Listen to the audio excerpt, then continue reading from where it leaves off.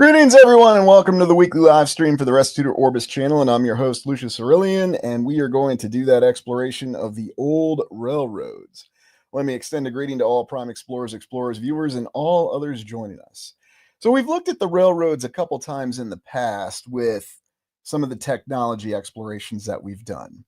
And in those explorations, we've found that there is the development of steam engines, or that whole concept of the Industrial Revolution. Now, we've looked at the plethora of variants of steam engines before, such as the coreless steam engine pictured here. Although, is this a demo? Is this just something really nice? I'm always impressed by how wonderfully clean and amazing these things look, especially during a time frame, the 1800s, where we see many images where things just don't look that clean. And I understand there was a lot of dust all over the place for various reasons. There was coal burning, and there were other things going on for things to be dirty. But we always have these wonderful demo photos showing this equipment in pristine condition, and I just find it interesting. So yes, the steam engine. But have you ever heard of traction engines? Or, in essence, a tractor that operated on a steam engine? Does anybody know exactly when this incredible piece of equipment actually went into service, according to our official historical timeline? Because I'm actually going off with something here about the traction engine, as they called it. And it oddly enough shows up in a very unique place. And it's really good to see everybody. I'm glad everybody could make it here. And Dallas posits 1910. Not a bad guess. Officially, it's actually much earlier than that. Yes, I would expect the early 1900s. That would have been my guess too, Dallas. So, yep, early 20th century. So officially, not to keep beating around the bush on this one, the traction engine was invented and commercially viable in the late 1850s. Commercially viable. I know I said that a little quickly, so let me slow down. Yes, the 1850s, they had a traction engine that worked. Now think about this. This is a tractor that was operational before the United States Civil War. And yet, oddly enough, we're informed that the first heavy machinery that could really do a lot of earth moving was not around until the 1890s. And yet, this is one of those little inconsistencies that we have with the historical account. Now, of course, it's downplayed. Well, it was just a traction engine, it was only for use by farming. But if you really had this from the United States Civil War onward, and yes, they had traction engines in the United Kingdom, Great Britain, and the United States and many other nations at that time, wouldn't you expect to see them employed and used, especially in a military fashion? This could solve all your logistical issues, hauling around your munitions. Just think about it. Custer's result at the Bighorn could have been much different if he had a logistical wagon train, actually of traction steam engines such as this, holding those Gatling guns and all the ammunition that they required. Battle of Little Bighorn would have turned out completely differently.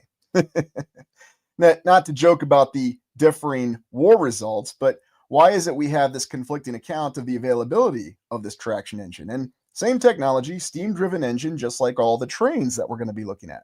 And why am I highlighting this? Because this is another one of those incredible inconsistencies that we had. Why didn't the traction engine take off?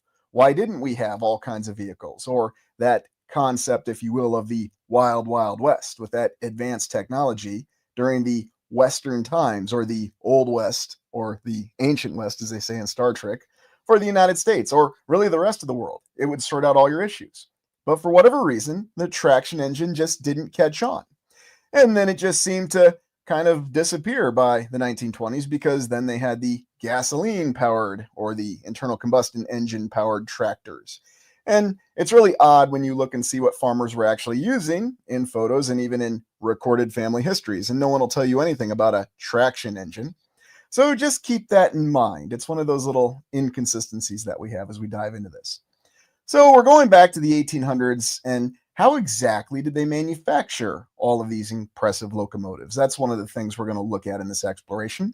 We're also going to look at some of the impressive infrastructure, because, to get a train track going and to operate a railroad, especially the extensive railroad in both Great Britain and the United States, even more so because of the vast expanses of land, you need to be able to construct some locomotives, quite a few of them.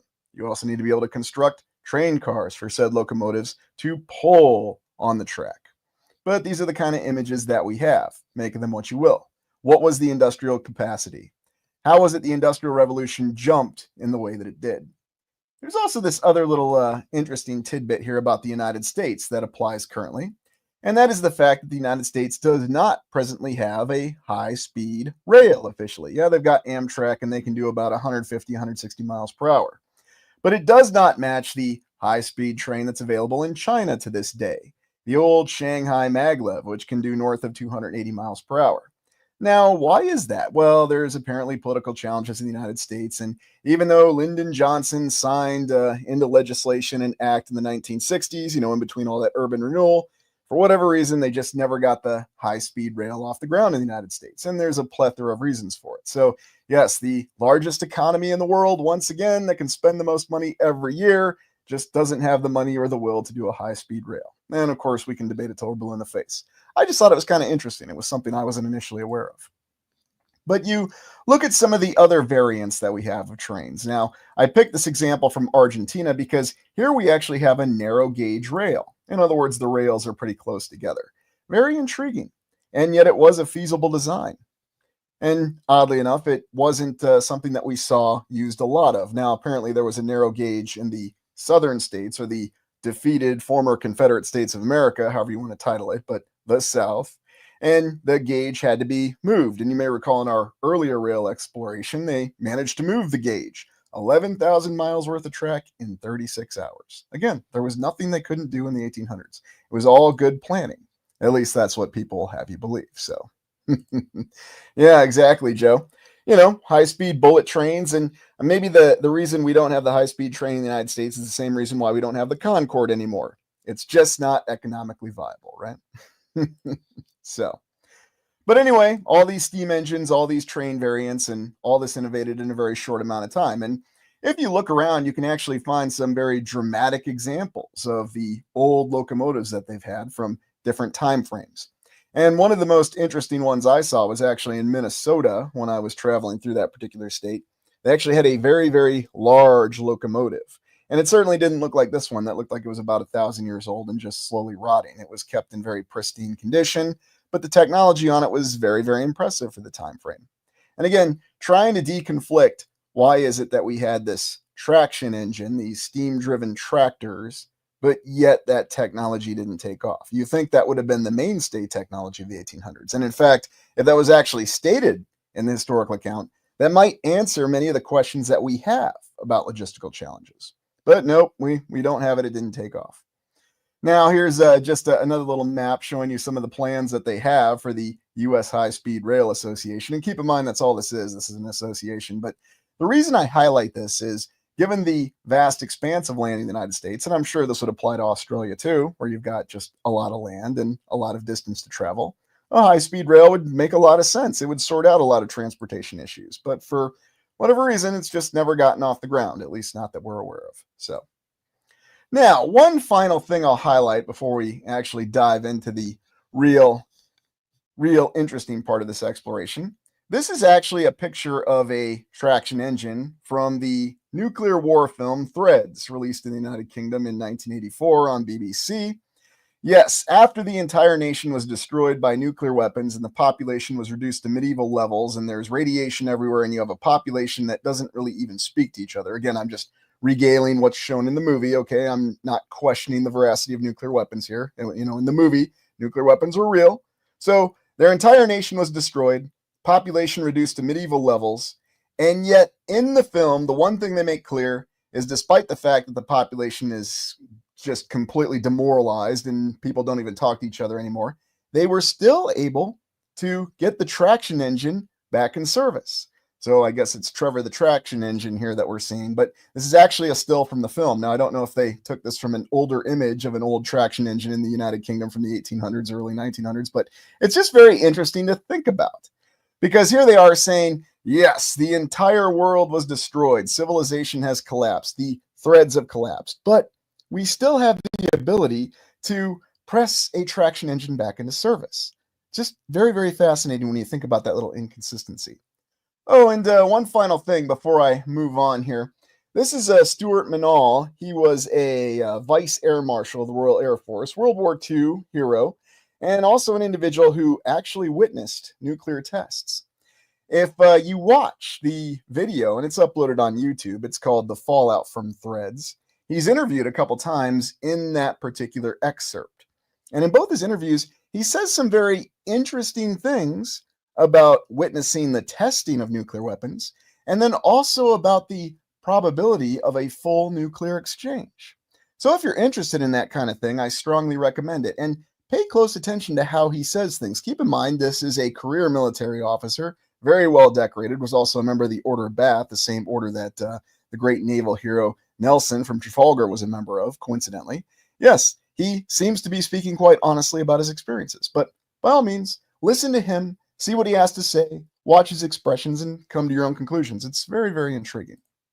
So anyway, off of that little tangent there, let's take a look at rail infrastructure. And let's really look at what you need to actually build all these incredible railroads. So we're going to switch gears here and really take a look at this incredible challenge and these very impressive achievements that we have over time. And the first thing we're going to take a look at is exactly what kind of progress in terms of rail construction that we had. And then we'll question it accordingly. Let me make sure I get this map up here and make sure that you can see it all right on full screen. Let me switch. There we go. Here, let me move my icon even. All right. So there you have it. Rail in the United States from 1830 to 1860. Rather intriguing, isn't it? And if you look on the left to the right, you see the progress. And just in summary, what you see is there's virtually no rails at all in the United States until suddenly in 1860. So apparently from 1850 to 1860, virtually all the rails were constructed because if you see in 1850, there's very, very few rails, really only connecting what is now the East Coast megalopolis as it is today. And that's really all there was. Then all of a sudden in 1860, so from 1850 to 1860, all this massive expansion. Oh, and note, in 1860, there was also a railway from Sacramento to Folsom City, 22 miles. Oh, isn't that impressive? Had to get that going in California right away, I mean, especially with all the 49ers. So just think about that. Really negligible rail tracks, and then in a 10-year period, 1850 to 1860, suddenly tracks all over the eastern portion of the United States, to include what would become the Union and the Confederacy in the Civil War. So that's very interesting. But then going past that, here we have the map showing railroads built by 1870. And again, you see pretty much the entire eastern United States. You've got the one transcontinental line going from San Francisco to Omaha. And then just 20 short years later, take a look. Again, vast expansion. So really think about that. We're saying that basically in a 40-year time frame, there was vast expansion of rail within the United States. And of course, the explanation for that is we had all these rail barons and we just suddenly had all this capacity to rapidly build tracks. And let's not forget that during this time frame, they also changed the gauge of that 11,000 miles of track. And when you could do that in 36 hours, well, there's no reason to question any of this, is there? It's just amazing, though, to think of how quickly and how fast this all expanded in the United States. So, chassis. My town was supposedly built for a halfway point for the railway between Birmingham and Memphis. That's a very common story, chassis. And in fact, that's the founding story, if you will, of many towns in the United States. To include one that we explore a lot, Ames in Iowa. And we'll be taking a look at a town nearby that, coincidentally. So, Sylvester, they rapidly dug up tracks, not laid. Well, gee, that would make a little bit more sense on the timeline, wouldn't it? So, Jeremiah, yes, we did a little exploration of the Panama Canal. It is quite intriguing. So anyway, all this rapid rail expansion. And then I just thought I would go past that and take a look at how rail expansion has gone from beyond the 1800s. So really you can see here, 1890, virtually all the tracks were filled out. Now they added a few more by 1950. But then today, you can see a vast reduction in the United States, the amount of mileage of rail track. In fact, it peaked in 1950 with 397,000 miles. World War II was over, and we're getting into the Cold War, and I guess everything was vulnerable to those nasty atomic weapons. So they reduced it over time. Or did they? So yes, that's what they tell us. So very, very intriguing. Coincidentally, 1950, right at that period after World War II, when we engaged in urban renewal in the United States, when they were tearing down a lot of those old world buildings all over the cities everywhere. Oddly enough, the railway started to decline in use. And you may recall that was also the explanation for many of those impressive Union stations that we have no longer being used and why they fell into ruins, or they had to be renovated and now serve as the pride and joy of the Kansas City Chiefs. Now, this is a very early patent to show you rails being used and what they are originally intended for. And what do we have here? Oh, yes, once again, a poor horse dragging these cars across the rail. Do you really think that somebody actually intended this, or that this makes a lot of sense? Now, yes, if you design the concept of the minimalization, and here you actually see it, of the contact of steel on steel, or the actual wheel contacting the track, because think about it, that's the real engineering achievement of railroads, then yes, you can reduce the amount of tractive force required. But does it really ever make sense to have a horse pull it? Does it ever make sense to have a horse pull a trolley? I mean, it's another one of those interesting little things that we see, one of those little details that we have to vigorously question. So, Bulker not founded yet. Yeah, exactly. Oh, looks like I'm having issues. What a surprise. We'll just come back to the comments here, and there we go. I think we're caught up now. Okay, perfect. So, yeah, it's always the poor horses. They would pull the trains, they would pull the trolleys and everything. But a lot of that didn't make a lot of sense because, it takes a lot to sustain horses. They have a logistical footprint. It's either fuel or food. So, yeah, exactly, Dallas. Stopping would be the biggest problem. So you move on past that. Virtual Holocaust. We use horses in war till World War II. Well, actually, we also have accounts of horses being used. If you read William Craig's book, Enemy at the Gates, most of the German army was still dependent on horses for their logistics. Yes, the mighty mechanized German army of World War II was still dependent on horses, especially in the early years of the war. That's a historical fact. So, yeah, absolutely. Even though they had traction engines, even though they had all these impressive trains, they still had to use horsepower. Very, very interesting. RB, bet it smelled amazing. Oh, you know it. You know it. So anyway, going past this interesting patent, let's take a look at some of the impressive infrastructure, because you can't just build the rails. Remember that trains really don't go up hills very well. There's a very limited percentage of slope, maybe 3%. If you watch that video with James May from Top Gear, he explains it very well. James May was a big fan of trains. But let's look at some of the infrastructure. Rockville Bridge, the longest stone masonry arch railroad bridge in the world, visible to the south, was built between 1900 and 1902. Named for the surrounding small settlement, it has 48 acres and a length of 3,820 feet, well over half a mile. It is the third bridge constructed here by the Pennsylvania Railroad. A wooden structure had been built earlier, followed by an iron bridge. Oh yes, multiple structures. And here's what that beauty looks like, and we've looked at it before. Yes, this very impressive, amazing stone bridge, built again in the early 1900s. So, horses were also prestigious. Yes, they were. Very, very true. So anyway, yes, the impressive rail infrastructure. How do you think they did this? And does this really, really make a lot of sense if we're going off of all this once again? I just don't know. It's always very intriguing to me. And once again, it looks like I'm blind on the comments. It's just that kind of day. That's all right. I'm just going to keep pressing on. Oh, it looks like we're catching up now. So anyways, this is the construction photo. Excuse me for laughing. This is just very, very intriguing to me. So what do you think of this? We've got what appears to be these mobile houses here. And then are these cranes? Is that how they're lifting all these impressive stones in place? I mean, I like how, once again, it's just like with the structures. So how exactly did the stones get out there to be lifted in place? How are the stones so perfectly formed? Well, we're not going to see any pictures of that. We got this very impressive picture, and we shouldn't ask any questions. And maybe not. You know what would come in handy is if they had some of those traction engines for this. And keep in mind, this is 1900. They should have those traction engines available. But no, what do we got? What appears to be these mobile houses with what I think are counterbalance cranes. I don't know.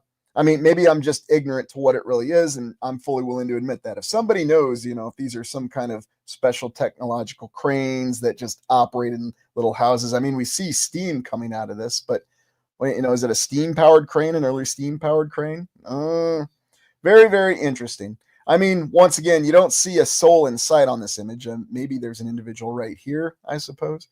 But it's really peculiar when you see some of these images of the construction of these early bridges and so on and so forth. Yeah, Sky Sage says it best. Those bridges are crazy. They definitely are. That's smoke. Oh, so maybe they were burning a fire there to stay warm while they were working. Yeah, that's a possibility. So I'm being completely facetious here, but sometimes you have to be because you just don't know what to make of these images. Now, could well be that, yes, what we're seeing is an honest image, but let's again ask that question. If this was so effective, if they could do this in this manner, then why did we ever let go of this? Why would anybody not want to build a stone bridge? Because guess what? This stone bridge is still in service to this day. And this was built at the start of the 20th century. So why would anybody ever go away from that? Yeah, RB says it. Similar bridges in China and Europe. Absolutely. The numerous viaducts. You got it. So it's just one of those questions that I have. I mean, if it was a capability that was possessed in Pennsylvania, well, then why not use it everywhere? Why not build these impressive stone bridges everywhere? You'd never have to worry about it again. It'd be a great long-term investment. And here you see it, the new stone bridge, Rockville, Pennsylvania, Pennsylvania Railroad. And here you can really get an appreciation for just how long it is. An entire stone bridge. Let me make sure you can see this because this is a pretty dramatic image here. Yeah, there you go, Michael. Outsourcing to China. Maybe that's what it all was. You know, it's kind of funny because I remember in several railroads, I think the most notorious one being in Boone, Iowa, they actually used a locomotive that was made in China for some reason. So they could be authentic. I'm not really sure about it. So, but yeah, once again, you just have this very, very impressive infrastructure here. Something that we don't build today. Of course, we're given our reasons. We just don't build with stone anymore, even though this bridge is still in operation today. Now, if you take a look at this is the Kate Shelley High Bridge in Boone, Iowa. Now, this was built in the same time frame. Now, while it may not seem as impressive, at the time of its construction, it was one of the highest and longest bridges in the United States, if not the world. Now, you can't see it too well in this picture, but at the bottom of these trestles in this infrastructure here, you actually have some base stones that are made up of larger base stones. So it's something else very interesting, and you can look up the story of Kate Shelley. We've talked about it before, the heroine from Iowa who managed to save a freight train that was going to crash into the river. Oh, by the way, in this image, what you have right there is the Des Moines River. Just keep that in mind because we'll see some older images. So yes, the Des Moines River, very clearly pictured, and the valley. Now, there are some other interesting images that we have. This is from 1937. And here what you have is one of these stone bridges, but you have a very impressive, dare I say, ultra-modern or futuristic looking train. And that was something that was considered part of futurism at that particular time. Yeah, it's a narrow river, QCZ. Don't worry, it gets better. Wait till we take another look at it. So, yeah, cool locomotive. And they had some very interesting and futuristic designs that were available during that particular time frame. And there's something about this one that, we would expect to see this be the natural progression of technology, but perhaps not. But I just always found this one so interesting because you have a futuristic looking train on one of these stone bridges with the cool arches. And yeah, maybe they had one of those special machines with the steam or smoke coming out of the top of it that built this one too. I don't know. It's just very intriguing. Now, also consider beyond the bridges, we have to tunnel through the hills and the mountains that especially many of those train tracks in the western United States had to go through. Although let's not forget there were train tracks that went through and around the Appalachians. So they obviously had to build tunnels everywhere. The new Cascade Tunnel, 8 miles. Now they say that they had an original one that was built in the early 1900s, but then they completed another one in 1929. Now, we do understand, our official history tells us that there was heavy machinery available in 1929 to excavate, but it's still impressive to think that there were other and older tunnels that had been dug out well before then. Again, they obviously weren't using traction engines because that was apparently only showcase technology. Yes, we could do it, but we decided not to use it. So that's right, Heidi, 8 miles. No problem. You can dig that out real quickly. RB, yes, the tunnels. They're the mountains, like. Oh yeah, and frankly, Texas, everywhere you go, there's tunnels everywhere. You have to have tunnels to have trains go through the tunnels because they do not go up hills. They do not go up mountains, especially when they're pulling many cars behind them. So, anyway. Oh, yeah, there you go, Griff's report. It does look like an Art Deco train, doesn't it? And maybe that's really the time frame it was from. That image was attributed to the 1930s, so, the tail end of the Art Deco period in the United States. Who knows for sure? So, hey, Queen Peachy Keen, good to see you. Now, let's take a look at some more. So here you can actually see the Great Northern Stevens Pass. Old Cascade Tunnel confirmed in 1900. So somebody had created a tunnel in 1900. Switchbacks done in 1893 to 1900. No problem there. And then the new Cascade Tunnel in 1929. It almost looks like the old Cascade Tunnel is longer than the new one. But, in any event. Maybe it was just easier for them to dig earlier before they had heavy machinery. Or maybe they actually did have heavy machinery. We just don't have knowledge of it. I'm not wondering if there is some sort of inconsistency going on with that traction engine. So, anyway, here's another look at the Kate Shelley Bridge, and this is that one in Iowa, specifically Boone, Iowa. We're not too far from the capital, Des Moines. And here you can kind of see some of the setting stones here on all of these impressive trestles. But then back here, it's like there's no river at all. The mighty Des Moines River is just a creek here. It's just really, really strange to me. I mean, maybe the river was just washed out.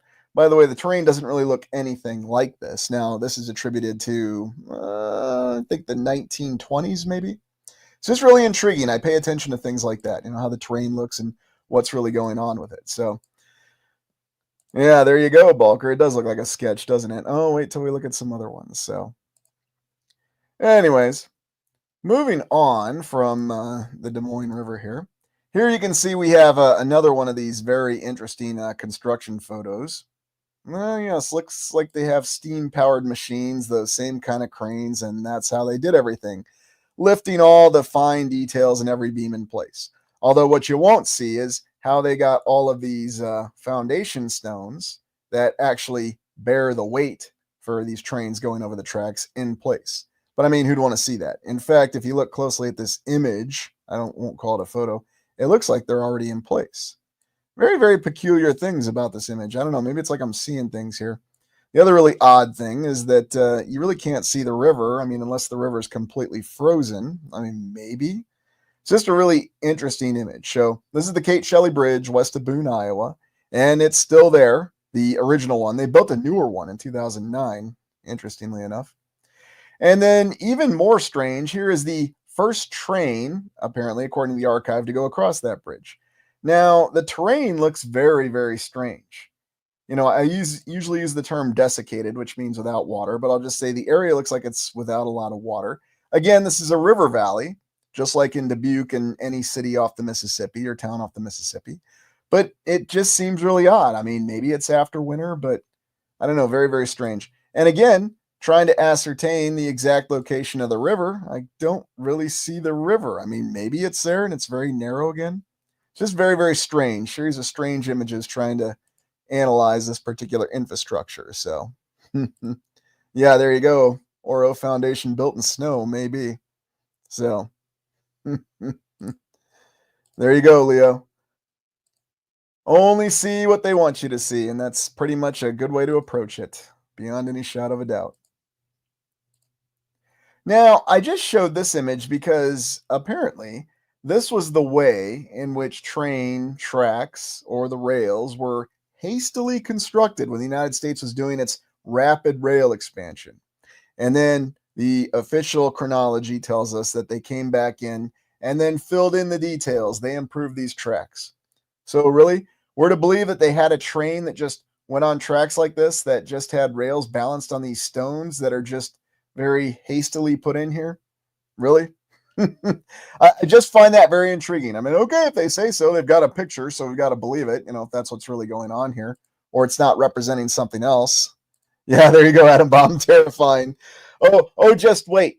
Just wait until we look at some of the results of this terrifying infrastructure arrangement a little bit later. So, no, Heidi, I don't really think that. But it's funny just to even think of the possibility and try to have it make sense in your mind. I mean, yes, if you just believe whatever you're told, yeah, I guess you'd think that. But no, I don't think that. So, yeah, there you go, Dallas. That's sketchy looking. Agreed.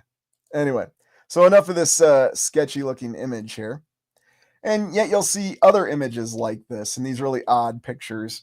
Now, were they really improving the infrastructure here? I mean, here we've got a horse with some kind of device up here.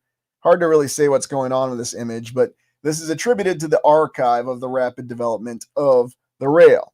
But then in another archive, it says that it's a train accident. So what's really going on in this image? I have no idea. I just thought I would share it because there's two conflicting accounts from archives. And, that happens with photos all the time. And no, I'm not going to say that necessarily proves anything. It's just interesting. Sure, people can make mistakes. And it's an interesting photo. Now, of course, we've got people posing by the very recently constructed tunnel that we looked at earlier. Although, once again, the tunnel looks like it's been there for a while. But maybe that's me, just built things in a dirty manner in the 1920s. And we still have the same crew just standing around with their hats on, although we don't have top hats anymore, in the late 1920s. Yet, oddly enough, why do the tracks look so old and so worn? I don't know. Very, very strange. That was just brand new. But, things can get old really quickly, especially during that time frame. And then here's a postcard of the earlier tunnel, the one from 1900, the Great Northern Railway, the Cascade Tunnel. And oddly enough, and you've seen this with many of the older tunnels from the 1800s, they have more of a developed infrastructure. There's more actual blocks. And remember, done before they had the heavy excavation machinery. Or did they? Again, asking that question. Why is it we have this inconsistency with the traction engines, the steam tractors? And even if they did have steam tractors, how reliable were they? That was apparently another problem. So, hard to really say. Again, conflicting accounts. Yeah, Leo says it very well. It looks ancient. And you can find no shortage of examples of these tunnels and the entryway to these tunnels that look very ancient. So let's roll through some more interesting infrastructure here. Now, this is the current bridge on the right. This is back in Iowa, the Kate Shelley Bridge, west of Boone, Iowa. And here you can see the new bridge constructed in, I think it was 2009. And of course, you got the mighty sky cranes. Yeah, just the best heavy lift equipment that we have available. And that's what we build. But here you can see the older Kate Shelley Bridge, constructed in 1900. And here you can actually see it. Now these, I'll just call them foundation stones, are large. They're very, very large.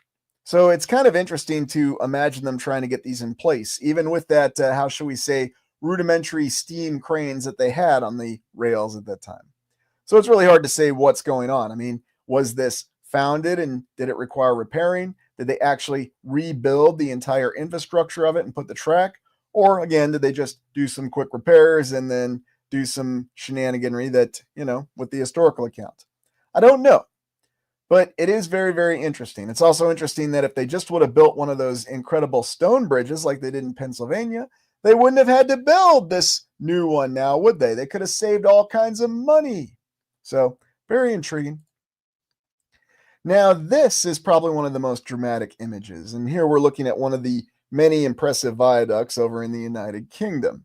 Now, this is actually a real image. You're looking under one of these viaducts or these impressive rail bridges. Now, obviously made with brick, but look at the alignment of this. It almost looks like you're in a different world. And here's a person here just for your edification. Yeah, there you go, Jason. And it's kind of funny because I can think of some sites, if I tried to hang this image up, they'd say it's an AI image. You'll find there are plenty of examples of people who are doing this now. This used to be a difficult image to find until somebody brought it up. And now there's been many people that have been posing down here to actually take a look and see the alignment of this viaduct. And I mean, when you look closely, you can just get an idea for how well aligned it really is. I mean, really, it's an engineering marvel. Made with brick or whatever, it doesn't really matter. And just seeing it as it goes off into the distance. So some very impressive engineering knowledge. And, they had it in Great Britain in the 1800s too, according to the official historical account. But as I'm fond of saying, make of it what you will. Now you look at some other early images and you'll see a bit of a combination, So here you have the iron beams, but then you have what looks to be the more masonry stones down here. And yeah, don't worry, I'm sure you all like that image, so I'll be sure I hang it on the community page. And if I forget, just remind me, okay? I've got a lot of things on my mind. I don't forget things intentionally. And then I just thought I'd include this because here in Illinois, this is actually between East Dubuque and Illinois, and we just looked at Dubuque last week. Again, you have another one of these more advanced looking trains. And this was about the 1930s time frame, again, from the official chronology of the photo. Although, once again, is this paved? We've got the tracks coming in right here. It's very, very intriguing how riding the train was the mainstay of transportation in the United States, even with the automobile, as Worf would say. But then it just vanished after World War II, diminished quite extensively. And even to this day, that's why I was highlighting earlier, the United States hasn't gone on with the high-speed rail system. So I find that very, very interesting. Anyway, so another advanced train for you to see and look at. And here's some of the construction images that we have. Unknown tunnel dated to 1880. So, do they even know the year? And how exactly were they tunneling this out? Oh, yes, they were just using their sledgehammers and their pickaxes. And if you look, you might see Paul Ingalls and Mr. Edwards from Little House in the Prairie. Looks like we've got everybody in part of this combined crew here. So who knows exactly where this image was taken? And were these individuals really tunneling all this out? Or were, again, they just pressing it back into service? These kind of photos just always interest me. And it seems like we got the whole crew present. And, really aside from just the rundown clothes that they're wearing, you could actually take this picture from today and just put them in modern clothing. Would it really be that different? I don't know. Now, here's another image of that infrastructure that we looked at earlier, the viaduct near London. And here you can actually see it and why you get this very interesting effect when you look down in the middle of it. So one of the places to put on your places to visit list. So I'll be sure I've got the exact location. And like I said, I think it's pretty well known now. You can very easily do a reverse image search. So, hey, QCZ, thank you very much for that. And it's great to see you again. It's great to see everybody here. So Sky Sage, love Outlaw Josie Wales. Oh, yeah. Clint Eastwood there, one of his best movies. So, but anyway, this is what that viaduct looks like. And again, the viaducts, whether they're all over Europe, Great Britain, France, there's plenty to be found. And don't forget the ones we looked at in Spain, and there's many in Italy. They're all over the place. They have this kind of impressive engineering and this very unique layout. Again, this arch construction, you can see the arches on the side, and then the arches going down the length of the bridge. All very, very impressive.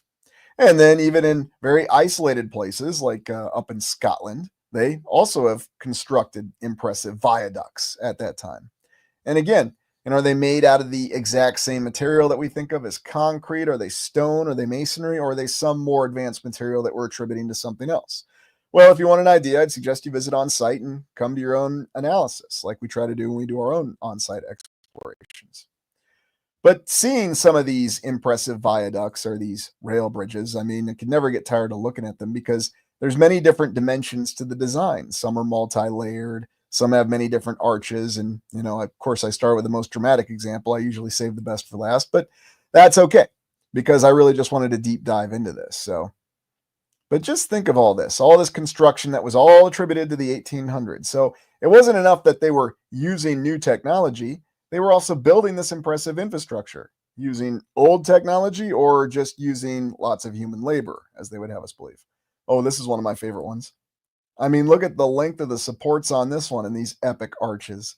Yep, let's go ride on that train. Wouldn't that be a heck of a view? Maybe that's where we'll take the tour when time comes out. So, yeah, there you go.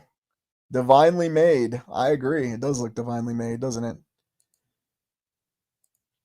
And guarantee you that's still standing. That's still in operation.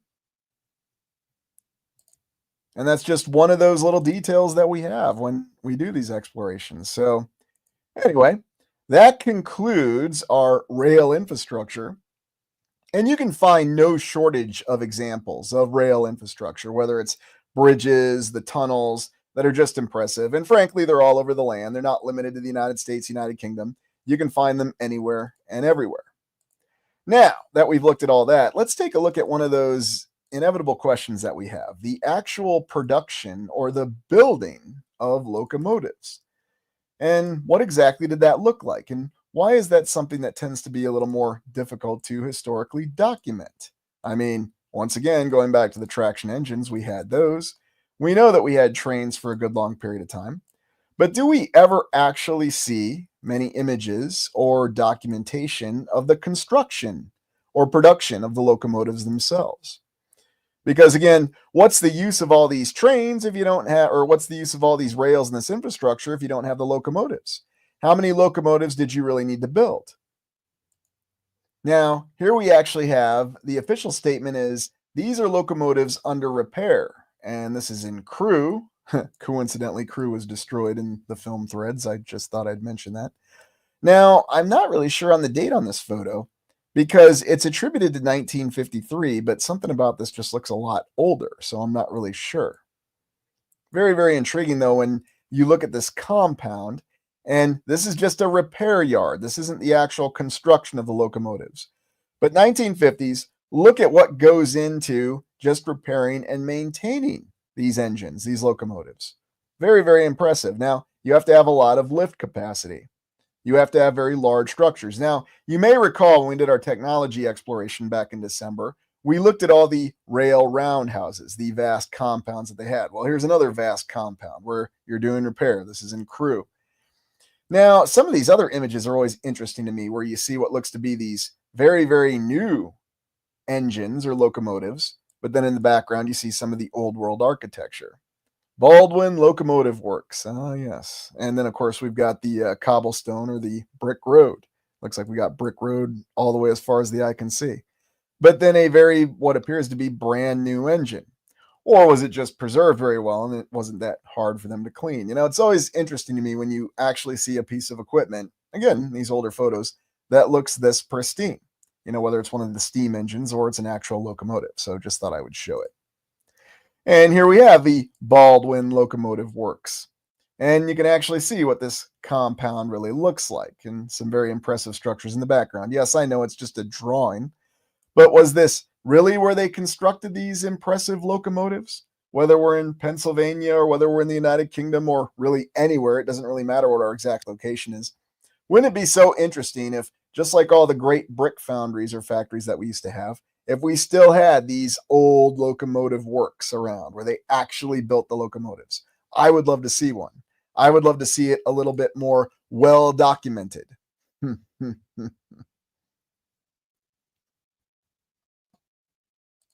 I love that engine. Yeah, the sky is really weird, isn't it always in every one of those images? So, mm, yeah, there you go, Atom Bomb. Locomotives.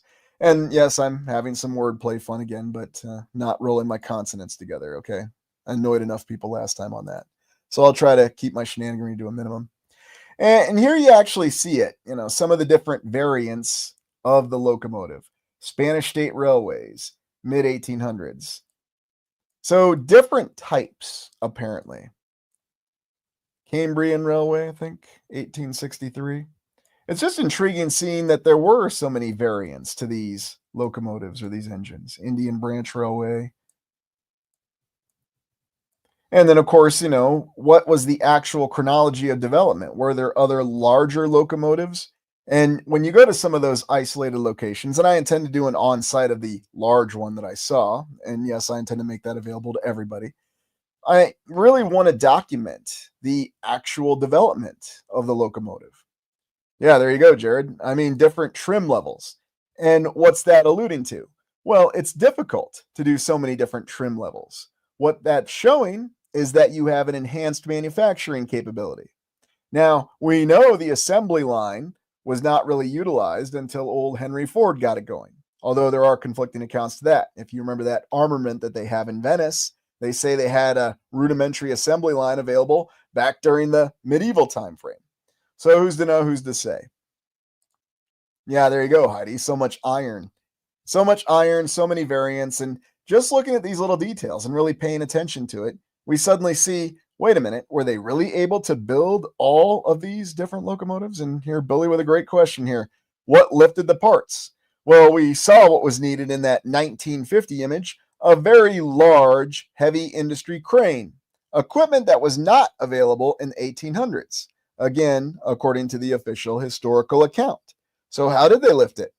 Answer, I have no idea. I'm sure it was some technology that was similar, but yet we also understand that it wasn't available. Unless, as Leo says here, they were implementing old world tech. They actually found a construction yard for these locomotives. They got it back into service. or they just had all these locomotives just sitting around, just like we have cars sitting around on infinite lots. And there were certainly a lot of cars sitting around, about 5 years ago. I mean, there still are to this day, but it's just an interesting thing to think about. You just have all this stuff laying around and you find it. Oh, yeah, there you go, Nana. Men were stronger then. Yes, of course. And there were no safety standards and everybody could do anything. Yep, I like that explanation too. May as well just go with that, right? Never mind the fact you should look up what the average size of the human male was for the United States Civil War. A little bit less than what you might think.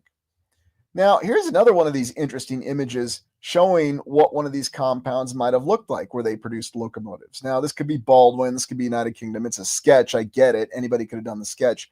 But it's interesting to think of this massive facility, this massive compound that somebody found, somebody located, and pressed back into service with all these locomotives in and around them. And think about if it was the same thing with the rail houses that we looked at, or the roundhouses as they called them. So you've got all these locomotives, all of these cars just sitting all over the place that are pressed back into service. You're even able to get maybe a factory or two where they constructed these locomotives somehow back into service. Maybe it took them a long time. That's what really took all the time. It's just an interesting series of considerations. Chattanooga choo-choo. Oh, that's a good one, Sky Sage. Yep, and I don't forget that Civil War story of that epic train chase, too, that happened right around there. Yeah, here we go. So another look at the Baldwin Locomotive Works, an actual image, again, with nobody in sight, I suppose. But, yeah, Philadelphia. Remember, Philadelphia was the first capital of the United States. And it's one of those little facts that we tend to overlook. Oh, look, another one of those fancy little lights that we saw when we did the Dubuque exploration. Those little lights are everywhere. I guess you need to have one out in front of your locomotive works. But just think about this, all this infrastructure and all this capability just to build this massive compound where locomotives were constructed within. And like I said, I would love to be able to take a tour of something like this today and actually see how it was done. You know, if I could go back in time and really see how it was done. But, you know, that would answer all of our questions. So now you do have other places like here in Illinois where you see, again, it's a service shop. So you're not actually witnessing the construction of the locomotives. They're just servicing them. That's what the archive says of the image. So it's just interesting to me why it's so difficult to actually find images that show you locomotive construction from start to finish. In fact, it's easier to find images of construction of buildings that we question. You know, apparently buildings I'm not supposed to question, but, you know, I did. So anyway. Yeah, exactly, Dallas. Crazy. Well, it is how it goes. So. Well, you know, Heidi, you always have to have a basement, and it's part of your foundation, especially if you're anywhere in an area where it gets cold. You need to have a basement. So, anyways. But then here you do see some of these images, and, you know, some of these very dramatic images where we have this very, very large machinery, you know, asking these questions. How exactly was this large machinery constructed? Well, it was a massive foundry. Okay, well, where was the massive foundry? How exactly did they build it to begin with? You know, was this something from the 1920s? I mean, looking at the clothing, I would say this is circa 1920s, but this archive image had no date with it. Surprise, surprise. But was something like this built and implemented in the 1800s? And if so, how the heck was it done? Those are the baseline questions I have. But then when you look at a lot of these images, these facilities that these impressive pieces of equipment are in that are just colossal are always looking like they're in a state of disrepair. I know. They were building things, but it's very strange. Also contrast that with some of the pristine equipment that we've seen in other images. So again, it's really hard to extrapolate exactly what's going on. Yes, if we take the chronology and the description with the photos at face value, of course, it all makes sense. They were using this facility and they put all their effort into maintaining the machinery and said to heck with the building. Fine. You want to accept that? Be my guest. But that's all part of the issue that we have when we're trying to actually answer these questions for how this was done and put the pieces together in a chronology or a sequitur order that actually makes sense. Yeah, there you go, Nana. You said it well. No baseline questions allowed. Questioning is dangerous. Just shut up and accept it. I know. What am I thinking? So, anyway. So that's the first part of our exploration right there. Looking at locomotive production, looking at the infrastructure, and then the history of the steam engine. So, what we're going to do is we're going to look at some evidence that shows us that there was an abundance of this equipment available. There was also some trouble in using it. So, we're going to go on a 2-minute break. And when we come back, we're going to look at some of these very dramatic uses of this equipment. Now, you may have heard of it, but maybe you haven't. So, anyway, prior to going on break, please hit that like button. Appreciate you being here and supporting the channel. And we will be back in 2 minutes. And we're going to look at some interesting rail collisions. And we're also going to look at some rail accidents that might just be a little bit more paramount than you might like to think. So hit that like button, and we'll see you in 2 minutes.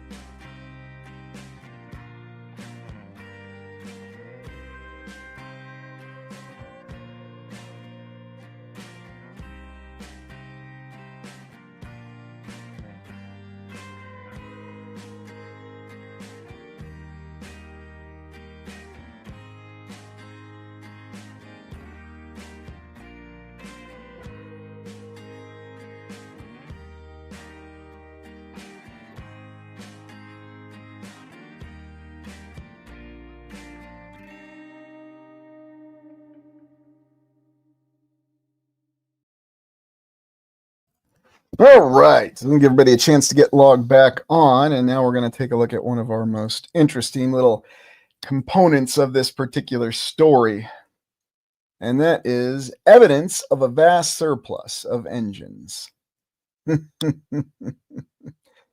Oh boy. And this is where the story really gets interesting, as if it already wasn't interesting enough. So let's get up our images here. And I just thought I would start with this little tidbit here, because this is something that we think about with modern rail, although it's a point of contention, isn't it always? And what is that? Well, it's the fact that modern rail is considered very safe. Trains are one of the safest forms of transportation.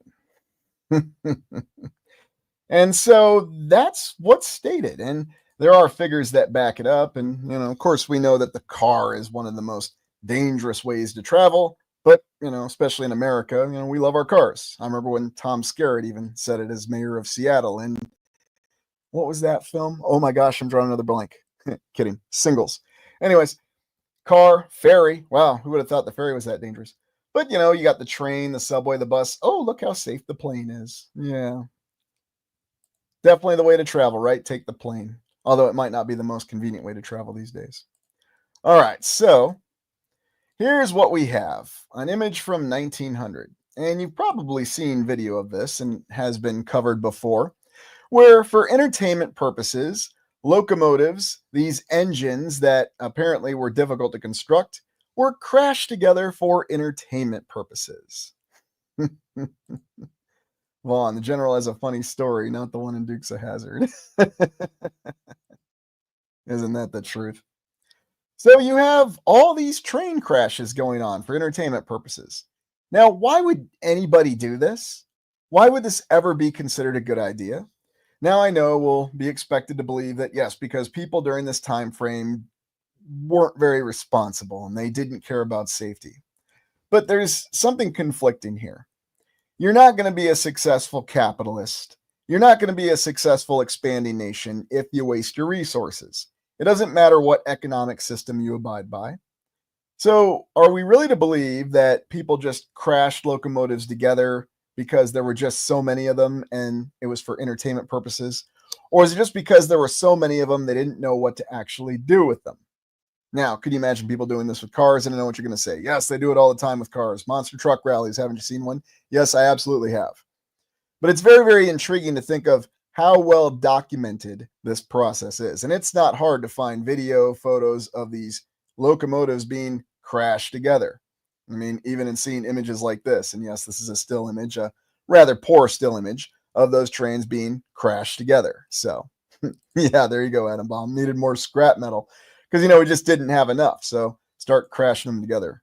Oh, that's a good comment there, Marine. Monster trains. Yeah, get a lot of people to show up to that. So, and that's what it comes down to. Good comment right there. Racing history, absolutely, and a lot of that is what it is. And if you think about it, how are you going to get rid of all those variants of trains? Somebody might ask some questions. So we'll catalog them, but we'll just destroy them by ramming them together. Now, here's where this gets even more interesting. And I'm not going to show you the actual statistics because it's kind of dull to look at. But what you'll find when you look at train accidents is that every single train accident is very well documented. But it's broken down as follows. You've got all the train accidents that occurred before 1880, which are very few. And then you've got a metric ton of them that occurred after 1880. And it seemed that 1900 to 1910 was the heaviest time of train accidents. Now, how exactly does one have a train accident happen where a train actually crashes through the side of a building? And I mean, here it's clearly an old world building and leaves all this rubble. What exactly happened to cause that? It's just very strange. But it's a very common occurrence, as are all of these train accidents. Oh, yes. Look at this. I think we're in Connecticut here because I do believe I recognize the Connecticut State Capitol in the background there. And once again, we have another one of these trains that looks like it crashed out the side of one of the very impressively built roundhouses. I mean, look at all those stones there. What are these guys doing? Are they trying to push the locomotive back in the building? Just keep pushing, Billy. Just keep pushing. We'll have it back there in no time. Because that's all it takes. Locomotives aren't that heavy. What do we got here? Just random gawkers in the windows? Hey, look at those fools trying to push a locomotive back in there. Some of these images are just so intriguing. I mean, how did this happen in the first place? Just don't bother asking. Looks like we got windows, but they look dusty and dirty. And oh, look at this nice big crack here. So yeah, full force impact. Or is it in the photo? Hard to tell, right? I mean, even the Connecticut State Capitol almost looks ghostly in the background. Just so interesting. I know limitations of photography at the time, but Oh, there you go, Leo. Yeah, they put it in reverse instead of forward. Maybe that's a good explanation. We'll go for that. So, yeah, Gregory says it right here. They couldn't handle the technology. And that's what I think that's the point these images are making. That's the evidence they're showing. They had no idea what the heck they were doing. And let's really take a look at it. I mean, yeah, Sky Sage, we had the controlled crashes for entertainment, but what else was going on here? And it's like, here you have all these people who are trying to figure out exactly what's going on. And that's what we're asking the question on. These train wrecks, were they just incompetence, poor equipment and infrastructure? Because you'll see evidence of all the above, but they've been operating trains for decades at this point. Most of these images we're going to look at are from 1900 to 1909. Everybody should know what they're doing, especially in the United States and Great Britain, where most of these images are from. Here we have a New York subway accident, so early train here that just seems to have derailed for no reason. And I'll go through these relatively quickly. We'll look at some of the more dramatic ones. Here in Shrewsbury, 1907. Hard to say what happened here. Just a random derailment, hit a penny on the rails. Of course, we still have the guys walking around with their top hats and their little mustaches and canes. Looks like a train rolled over, Bob. Yep, it's a train. Then you also have examples of the infrastructure collapsing. And why exactly would that happen? Again, were they pressing it into service and didn't exactly know what they were doing? Posture or pasture of castles, some incompetence, mostly controlled demolition. Yeah, we've got evidence of everything going on here. Or was this infrastructure really that old? Or when they tried to improve it, they didn't build it that well? Hmm. So let's look at some more. Oh, yeah, this is a spooky one. Looks like you're going right in the water here. This is an Atlantic City train wreck. Very intriguing since we looked at Atlantic City a couple times, but hey, it looks like they have one of those little steam cranes to try to lift it out. I mean, what would happen if you didn't have one of those little steam cranes? I guess you'd be stuck in the water until the end of time, right? 1906, Atlantic City. And here we have another one. This looks a little frightening. I think this is either in UK or Scotland. Boy, just falling down that nasty hill. What, did one of the cars spontaneously explode? Why is the locomotive facing the other direction? Was it pushing? Very, very strange. Very, very, very strange images. I don't know. Hard to say what to make of a lot of these. And then this one. So the bridge collapse here, did it just fall off the bridge? Looks like it just fell off the bridge. Little derailment there. So all of these wrecks, different time frames. Now this is an earlier one. This is attributed to 1864. So you would expect there to be some difficulties, but you wouldn't expect there to be this many difficulties in 1900 to 1909. And you can look it up. County's most tragic accident, Camps Creek wreck, June 23rd, 1900. 39 lives, plunged through the washed out culvert, a mile and a half from McDonough. Only 7 passengers and 2 trainmen escaped. After 23 days of rain, the weakened bridge gave away. How exactly did the bridge give away? I'm not really sure. Very, very interesting image. Wasn't somebody checking the infrastructure? Were they not monitoring the weather? They just didn't care about those things in the early 1900s? Wasn't that big of a deal? Hard to say, hard to know. Yeah, it might be that old. You're right. You never do know. And how old would it really be? And did they have any idea? Oh, that's a good one, Carol. Bridge jumping with a train. Yeah, maybe somebody just tried to jump it. Trying to do, never mind. I'm not even going to say it. So let's look at some more because believe me, we got plenty more. Chatsworth horror. They actually call this a horror. Yeah, this does look like a horror. I mean, again, what happened here? Train derailed and rolled over. Train just spontaneously exploded. Train collision. Somebody didn't set their rail chronometer properly or their pocket watches they had back then. And I just love how you have people just standing around gawking. Hey, get our picture. We're going to stand on the wreck where who knows how many people died. You know, it's the 1880s. This is just what we do. Very, very odd. Oh, here we go. Wreck of the Leeds and Newcastle Express. This hits close to home for me, or at least original home. 1907. Looks like this one just fell off the rails, but you know, we have one of these nice little cranes here, little recovery vehicle. Looks like it's steam driven. Where's our traction engines? And again, just a series of gawkers to show up. Well, you know, like they said, there wasn't a lot going on back then. Now, I had to include this one because, you know, we looked at this earlier. Yeah, apparently this was a train that fell wide off the rails here. Well, that would have been quite the terminal fall, wouldn't it? But look at that. The infrastructure didn't fail. See, you just need to build it out of this stone or whatever it actually is. So, you know, the bridge isn't going to fail, but maybe they were running the trains too fast.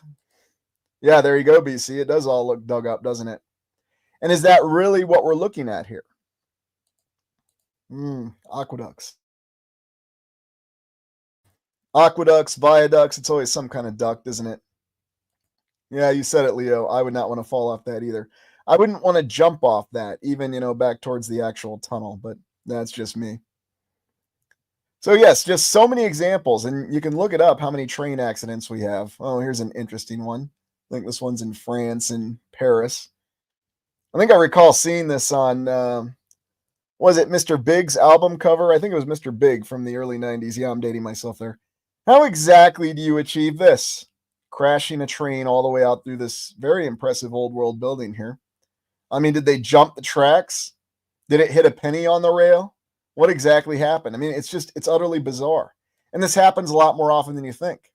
I mean, these aren't cars we're talking about here. These are trains by the station. So again, it really gives you the impression, as said earlier, they had no clue what the heck they were doing. How could they have this many accidents happen like this? Yeah, it it just doesn't really make any sense to me. Yeah, KC933 says it very well there. Whiskey Tango Hotel, and I'm with you. Poor maintenance and all sorts of other issues. I mean, what other explanation do we have for all these accidents? And there's so many of them. I mean, they fill pages and pages. Whether it's a train just derailing. I mean, look at this infrastructure. This is very interesting here. I mean, it almost looks like you really are in post-apocalyptic England in this particular picture. They were filming Threads. That's why it looks this way. It's not from the early 1900s.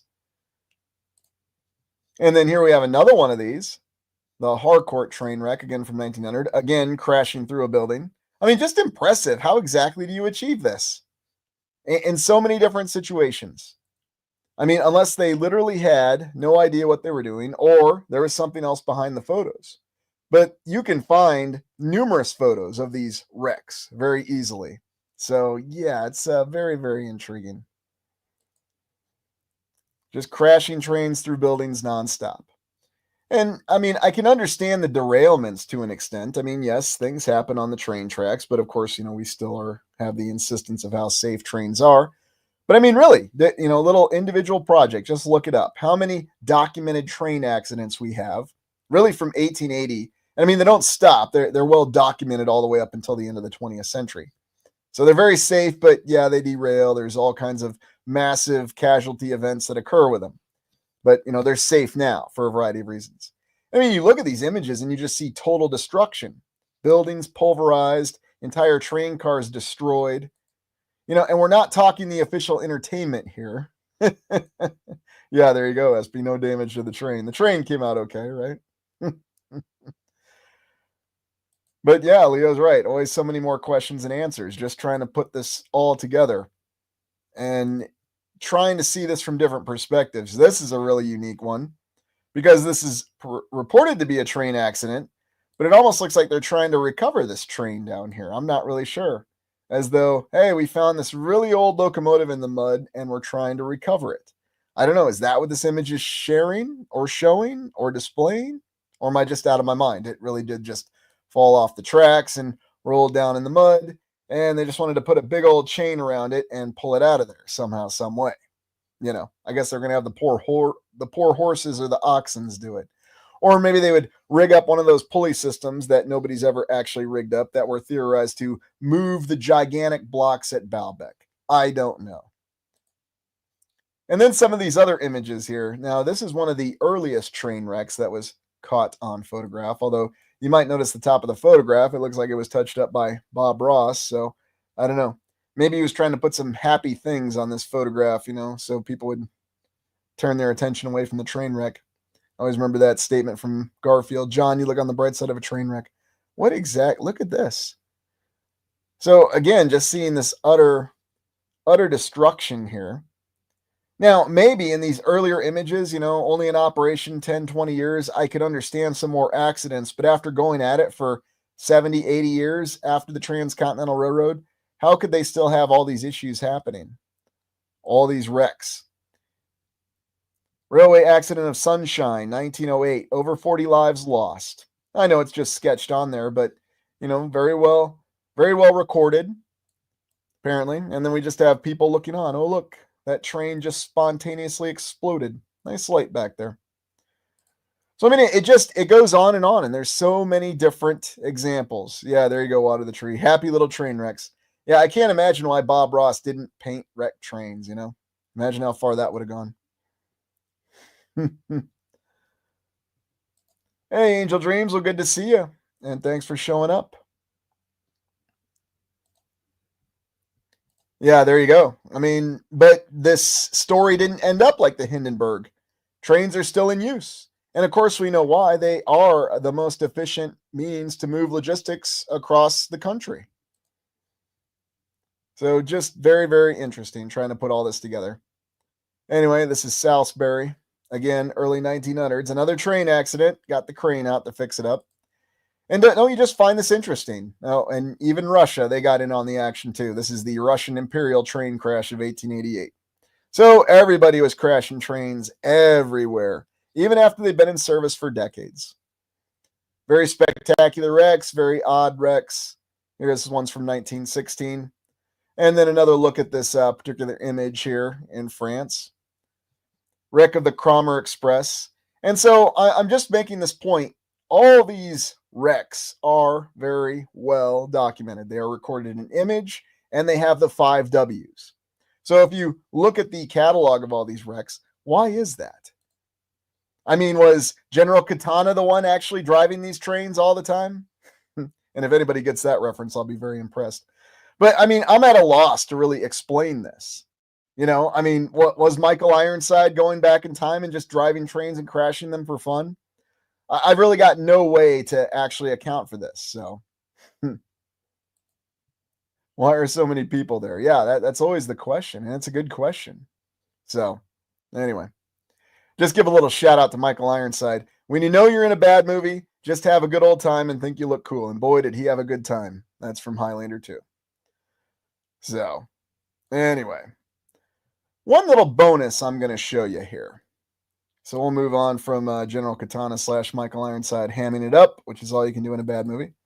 I thought I would just show you something because some people say, well, do we have any method of comparison with construction techniques? And I thought I would just show you real quick some pictures of some of the Amish villages. Now, yes, the Amish have some religious beliefs, and based on that, they operate their society in that particular way. But it's intriguing to see what they actually build. They build wooden structures, and they tend to be painted white. And they're relatively simple, as it is a simple lifestyle. So it's interesting looking at the examples, but you'll always know an Amish barn if you see one, whether you're in Illinois, Iowa, or anywhere in the land. And they're built in this very simplistic white wooden format. The point I'm getting at here is, you tend not to see them build these large, impressive stone masonry buildings.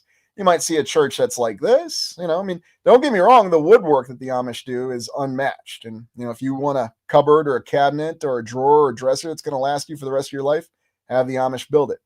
Oh, and by the way, if you're into equestrian activities, as somebody may be, they also tend to be good farriers. And let me tell you, finding good farriers is getting very difficult these days. Oh, that's people who put shoes on horses, if you don't know. But anyway, I'm just showing these are the kind of structures that they build and the way they prefer to build them. Now, granted, there's different belief systems and so on and so forth. But then, you look at some old world architecture that happens to be in one of the Amish areas, and whether it's in Pennsylvania or wherever, do you think the Amish actually built this or would ever try to build something like this today? Now, I know people highlight certain examples of structures that they're building in certain locations and say, yes, they're trying to do a showcase of that.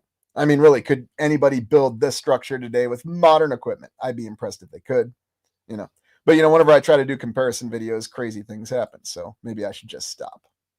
Hey, QCZ, thank you. I appreciate that. So, but it's one of those things to really think about. What are the actual capabilities? What's the technological capability?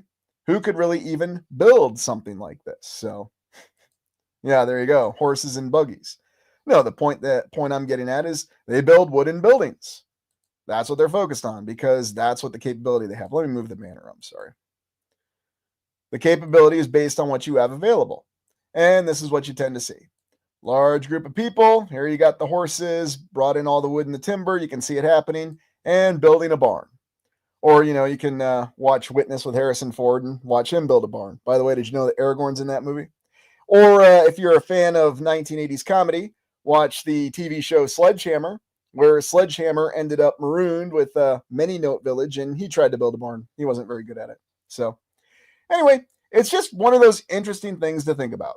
So a limitation on technology, a limitation on a capability, and this is what the focus is: building wooden buildings. This is what we'd expect to see from the 1800s during the settling of the United States while there were wars going on. Oh, by the way, one thing I forgot to mention, and I'll just mention again here. Hold on. Let me get up that image again that we had that showed our impressive railway expansion in the United States, because, that never ceases to amaze me. Guess I'm just kind of like that. So getting back to that map. Hold on. 1 second. All right. Stop that image and share this image because this really impresses me, and I just want you to keep this in mind. All right. So going back to that time frame when we had that vast rail expansion within the United States, there we go. Remember 1870 to 1890. What exactly was happening 1870 to 1890? What we're saying here is that the vast expansion of railways in the United States, to include the vast expansion of the United States, occurred in this 20-year period. You may recall when we did the exploration of Atlanta. Remember, Atlanta was destroyed completely during the United States Civil War. They managed to build their impressive Capitol building in 4 short years by 1889. It still stands to this day.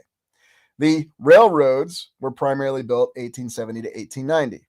Now, what was happening in the United States from 1870 to 1890? Well, recall there was the continuing conflict, the Plains Indian Wars, as they called it. There was also this little thing called the Panic of 1871, or the Great Depression before the Great Depression. It was during the Grant presidency, not that it really matters, but so somehow they were able to do all this expansion despite having a large Civil War debt, despite having massive casualties during the Civil War, and despite having economic issues. Now, of course, after our Great Depression, we always have to ask, is it really an economic depression or is it actually an economic opportunity? Those are questions I have to ask. And you may recall in other explorations I've done, those weren't the only downturns. There was the numerous panics that occurred in the 1890s. Yet, despite all that happening, there was no issue with building all of these train tracks and building all these cities. Now, of course, people who defend the mainstream chronology will tell you all you need are rivers and railroads, and everything else makes perfect sense. I guess. Just think about this. If this really happened in this 20-year period, this incredible boom, what they call the second industrial revolution after the United States Civil War, how does it really add up? How does it really make sense? I mean, was the nation devastated or was it not? Oh, yeah, well, that's all part of it, Sky Sage. Although, who knows what the real actual players involved were. We'll look at that in a subsequent exploration. So, oh, yeah, there you go, Adam. 1871 is the year U.S. passed the Corporate Act of 1871.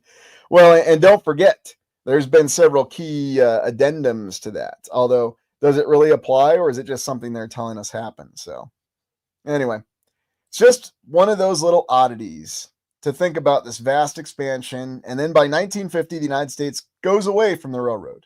And now, to present day, it doesn't really want anything to do with it.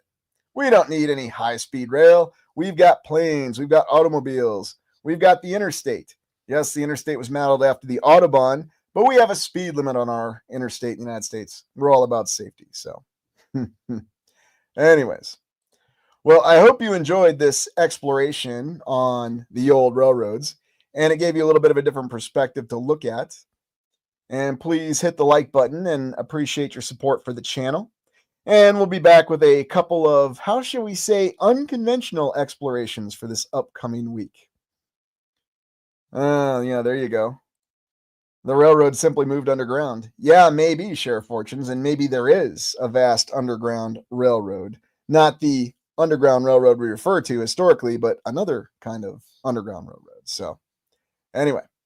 Well, I hope y'all enjoy the upcoming week, whatever holiday it is, wherever you are in the land. It just depends. Yes, in the United States, it's Memorial Day weekend, and I know just about everybody's out on vacation for that. Oh, Matt with a good comment here. They don't want you to be able to drive across the USA fast enough to keep up with the sun. That's true. And it seems like they don't want you to take a train faster than that either. So, anyway. Well, thank you, everybody, for being here, and I hope you enjoy the rest of your weekend and your week. This is Lucius Aurelian signing off, and we'll see you on the next exploration.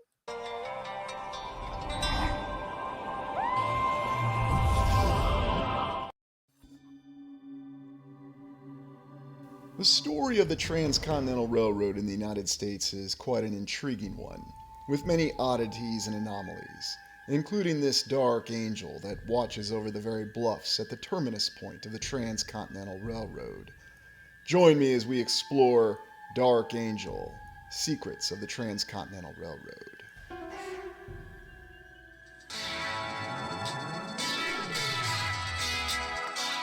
The story of the Transcontinental Railroad has been something I've always found worthy historical and academic study. After all, the Transcontinental Railroad was the first true national highway for the United States. And as we look at this imagery of the Missouri River Valley, right at the conjunction point of the great cities of Omaha and Council Bluffs, Iowa, we have to examine this account a little more closely. We recently explored Omaha, the largest city in Nebraska in terms of population and even area, and we found remains of old world structures. Omaha has recently been renovating and building newer structures as we examined, and we looked at the remains of the old ConAgra compound. But what's intriguing about Council Bluffs, Iowa, on the east side of the Missouri River Valley? We have these relentless bluffs, part of the greater Los Hills complex, deposits of silt, or so the geologists tell us. And what is so significant about these bluffs? Well, many people view Iowa as simply flat land, although these bluffs run all along the length of western Iowa, nearly from north to south. There's a lot of other interesting and intriguing details that seem to conform to old world explorations. Are these really just bluffs, or are they something much more elaborate? And why do they run the length of the Missouri River Valley? Very interesting. And of course, are they really just to be construed as deposits of silt? Simple sediment brought about by water or wind, in this case being wind? Or are they the remains of something else? There's also a strange coincidence when we look at the Dust Bowl, where the actual limit of the Dust Bowl occurred, and they seem to have stopped with the Dust Bowl occurrences at the western edge of Iowa, or right along the Los Hills.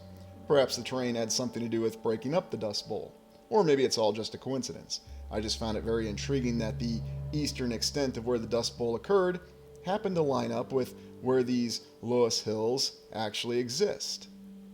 Now, going back to the story of the Transcontinental Railroad in the 1800s, this is the proposal, a charter to build a railroad from Lake Michigan to the Pacific Ocean. Of course, we know that the Transcontinental Railroad doesn't officially run from Lake Michigan to the Pacific Ocean, but it's along the same lines, written by Dr. Hartwell Carver, Washington, 1847.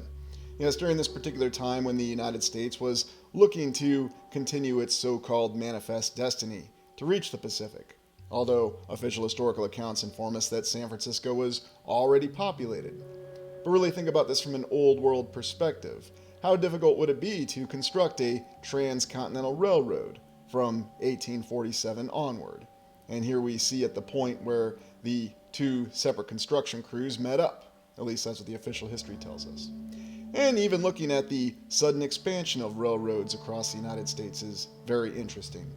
We also have this odd conflict of accounts where we understand that the railroad was essential in the United States settling these open western states, going from the plains to the Rocky Mountains and beyond. And here we have the architect, the central figure in the construction and surveying of the Transcontinental Railroad, Grenville Dodge. Originally a land surveyor, an explorer, a settler, an individual who'd become a banker, a civil engineer, and a general during the United States Civil War. In fact, he even operated a very successful intelligence service during the Civil War, working for General Grant.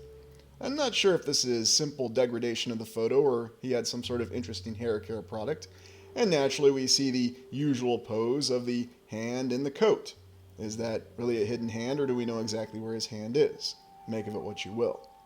Dodge has quite an interesting story, and he learned his trade of land surveying from a very peculiarly named individual, one Frederick Lander. No, I'm not making this up. That was the individual's real name. And he died early in the Civil War, during the service of the Civil War, after he tried to resign and his resignation was not accepted, in West Virginia of all places.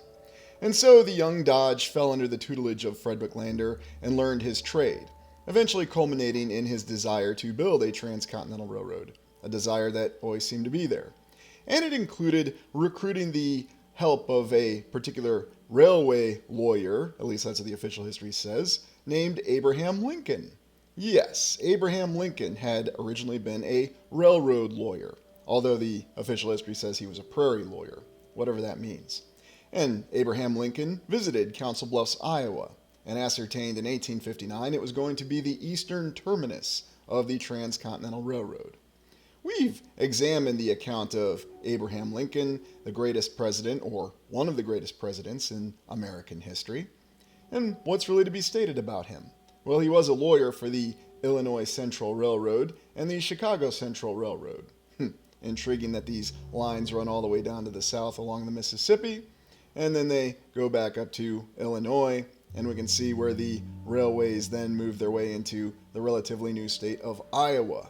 Yes, once again, more anomalies with Iowa. And I'm not making this up any more than I'm making up the Frederick Lander name.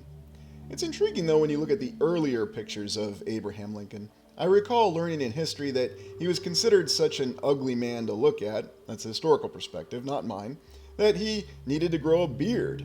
But here he's kind of looking like a mix between Daniel Day-Lewis and Alan Alda. So maybe it was just all the stresses that he had to deal with being a lawyer, a railroad lawyer, and then, of course, his marriage, which, as we understand it again from the official historical account, was rather, well, tumultuous with Mary Todd. But more on that to follow. Here he looks a little bit more gaunt, and apparently this is what prompted the growing of the beard. Of course, as we recall from the Civil War time frame, virtually every male in the United States had a beard. You were no one unless you had a beard. Very, very different from the current look of the modern American military male, which seems to sport the completely shaven head and the very intense eyes look. But back in the mid-1800s, it was all about the beard. Little known fact that Abraham Lincoln was actually engaged to another individual, but he didn't go forward with that marriage. A lot of people don't know that, and there's certainly nothing about Lincoln's desire not to go forward with this marriage that defies the so-called historical or societal historical mores of the time.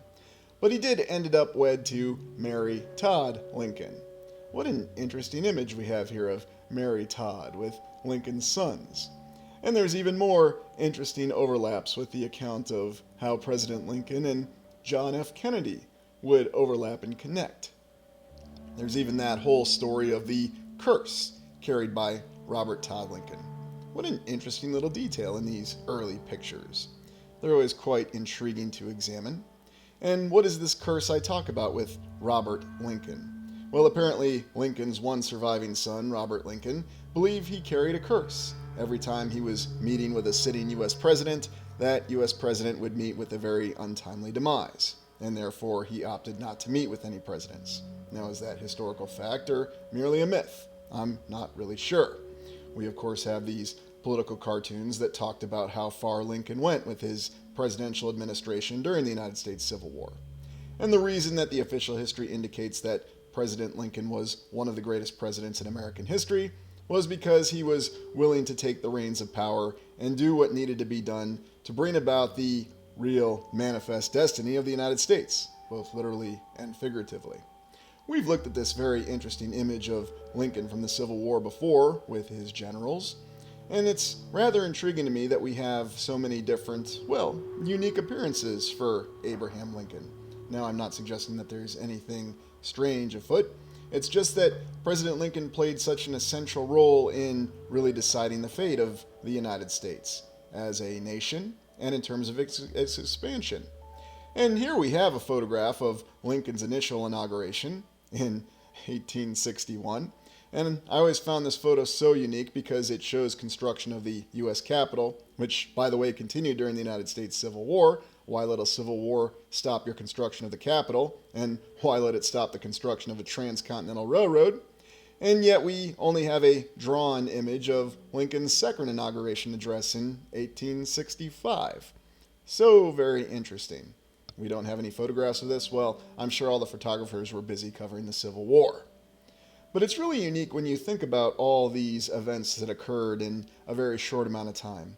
All these transitional, or what historians used to say were watershed events. And that's the unique thing about the 1800s as a whole, not just for the United States, but for really all the nations and cultures in the land at that time. So many things happened in such a short amount of time. And the construction of the Transcontinental Railroad being a very logistically difficult enterprise at that time. Because if you really think about it, even with the rapid expansion of the railroad, there's a lot that goes into building railroads. It's not just laying the tracks.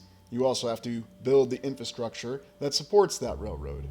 And here in this wonderful map that also shows the topography and the elevation, seeing how the elevation changes because you're going from the plains over these very, very restrictive pieces of terrain called the Rocky Mountains, and yet other mountain ranges before you end up in the wonderful paradise of San Francisco, a city that was apparently always there. At least it was always shown on the maps all the way back from the days of Urbano Monte. But you can see how challenging this would be. Now, just to spell this out for everybody, because people were wondering what did Top Gear presenter James May have to do with trains, James May explained in 5 minutes exactly why it's very difficult for trains to ascend slopes with the lack of tractive force. Or you can look up the YouTube video that's less than 5 minutes long, where why trains can't go up hills, featuring James May. And he says it's a bit of a misnomer. They're just not very good at it. Bottom line up front, you're not just building the tracks. You have to build bridges, you have to build tunnels, you have to actually do a site survey to ensure that the train can move through this severely restrictive terrain, these mountains, these passes. And let's not forget that the western portion of the United States was still populated by the Native Americans, most of which were hostile towards the efforts of the United States. And understandably so, even given the official or the unofficial history. You have a nation that's infringing upon your terrain. So what are you going to do about it? It's also intriguing when you think of the original story of Grenville Dodge, how he tried to settle west of Omaha, and it stated that Native American raids forced him to go back to Omaha, and then eventually back to the east side of the Missouri River in Council Bluffs. How difficult would it have been to build all of these impressive tunnels? How exactly did they do it? Well, the official history tells us that they built the Transcontinental Railroad from west, starting in San Francisco and working their way east, and then starting in Council Bluffs, Iowa, or Omaha, depending on the account, and then working their way west. And it's also odd that the primary construction of this Transcontinental Railroad did start during the United States Civil War. I guess there was just nothing better to do. This is a very particularly strange image to me because the archive states that this is Council Bluffs, Iowa. Does this really look like Council Bluffs, Iowa? This looks more like something that's in Utah, I would think, but maybe it's just an error with the archive. It's not necessarily an indicator, it could just be a mistake.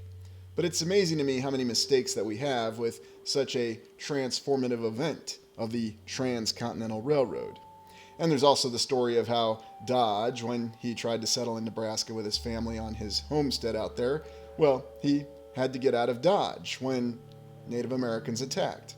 But he didn't let that deter him. He became the primary engineer for the Union Pacific, constructing from Council Bluffs to that fateful meeting out in Utah.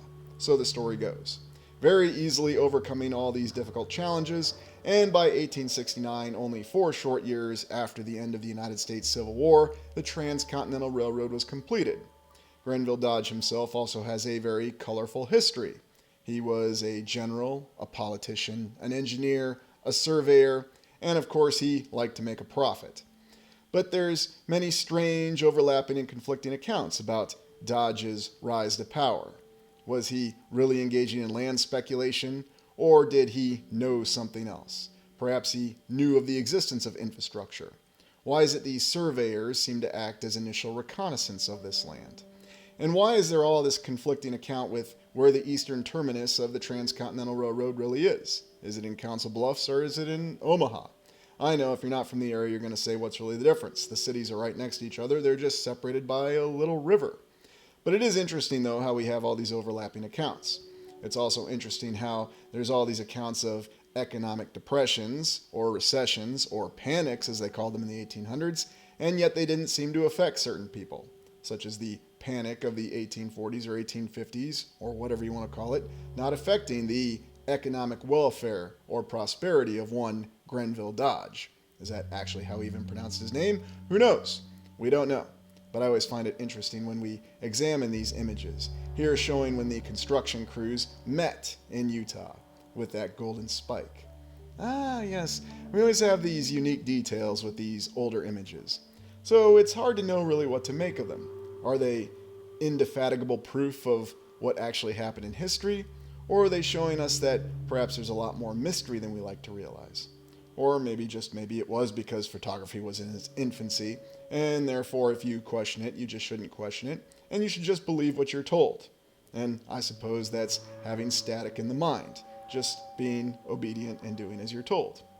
And here we have one of the golden spikes that was apparently used in the civilization of the Transcontinental Railroad. And why do I say that word, the civilization of the Transcontinental Railroad? Why would anybody bother with a golden spike? Who would even care? But here we have it. And yet, if you go to Council Bluffs to this day, there is actually a golden spike monument. Now, it's, of course, not gold. It's not painted gold. It's painted what looks to be yellow. And it's in this little park area in Council Bluffs, Iowa to this day. Although it seems as though all the present focus for the area is on Omaha. And Council Bluffs doesn't have the exact same focus. It's still a nice little park next to the rail area. But to be honest, it doesn't seem to be an area that has a lot of attention to it, as though for whatever reason it's overlooked. But you can look at this impressive yellow painted spike, and I guess it was cheaper to paint it yellow than to actually make it out of gold, unlike the Iowa State Capitol where it was cheaper to actually make the dome out of gold than to paint it gold. We just decided to paint this one yellow. But it's an impressive monument, and it indicates that this was the eastern terminus of the Transcontinental Railroad.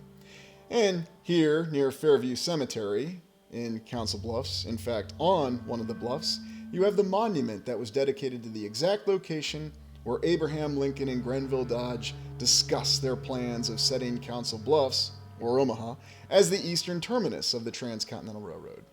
What's exactly the real story behind this intriguing monument? And it's also interesting to note that there is not any single photograph or photographic evidence of Lincoln being present in Council Bluffs, although we understand that he was definitely there because it's documented in the media, and we have this wondrous monument, and nobody would build a monument for an event that did not happen, and this was a very critical event.